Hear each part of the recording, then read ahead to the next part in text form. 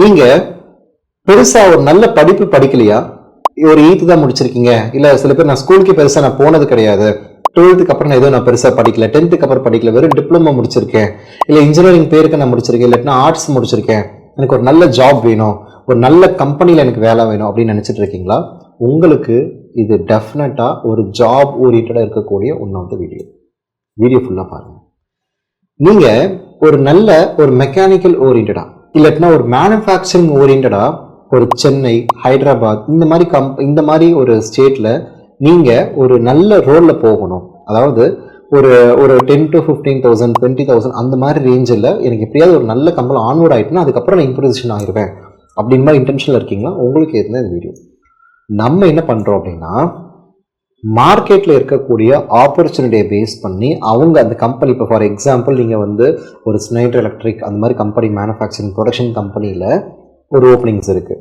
அங்கே ஒரு ப்ரொடக்ஷன் சப்போர்ட்டில் உங்களுக்கு ஒரு ஒர்க் இருக்குது அப்படின்னா, அந்த ஒர்க்குக்கு என்ன மாதிரி ட்ரைனிங் வேணுமோ அதை ஒரு கிளான்ஸாக ஒரு 2 நாள் உங்களுக்கு ஒரு ட்ரைனிங் கொடுப்போம். ட்ரைனிங் கொடுத்துட்டு இம்மீடியட்டாக சில பேர் கிடைக்கும், சில பேர் கிடைக்காது. யார் அப்ளை பண்ணாங்கன்னா 10 பேர் அப்ளை பண்ணாலும் 10 பேருக்கும் கிடைக்கும், இல்லாட்டா அமௌண்ட் ரீஃபண்ட்.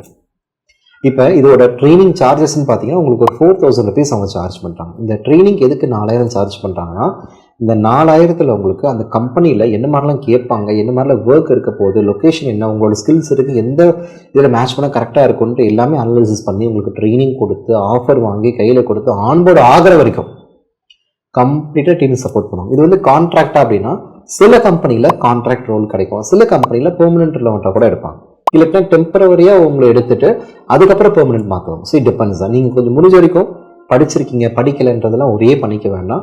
கொஞ்சம் பேசிக் வெளியே எப்படியாவது ஒரு நல்ல கம்பெனியில் நான் ஆன்போர்ட் ஆகணும், ஒன்ஸ் நான் என்டர் ஆகிட்டேன்னா நான் கம்பெனியில் நல்லா ஹேண்டில் பண்ணிட முடியும், அந்த மாதிரி நிறைய பேருக்கு ஒரு தாட் ப்ராசஸ் இருக்கும். உங்களுக்கு இந்த வீடியோ உண்மையாக சொல்கிறேன் ஒரு ரொம்ப பெரிய கிஃப்டட் வீடியோ.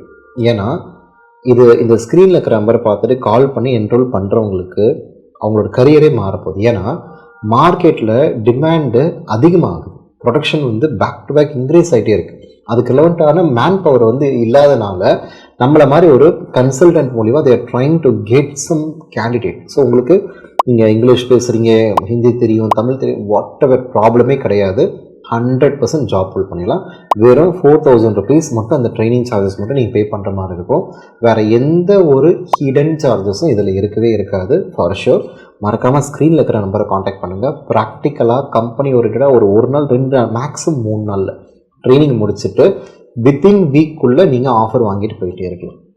ஸோ யாராவது ஜாப் மட்டும் பார்த்துட்டு இருக்கிறவங்களுக்கு மெக்கானிக்கல் ஓரியன்டாக, ப்ரொடக்ஷன் ஓரியன்டாக, கொஞ்சம் லேமன் டேர்மில் எனக்கு ஏதோ வேலை கிடைச்சா பெட்டராக இருக்கும்னு நினைக்கிறவங்க மறக்காமல் ஸ்க்ரீனில் இருக்கிற நம்பரை காண்டாக்ட் பண்ணுங்கள்.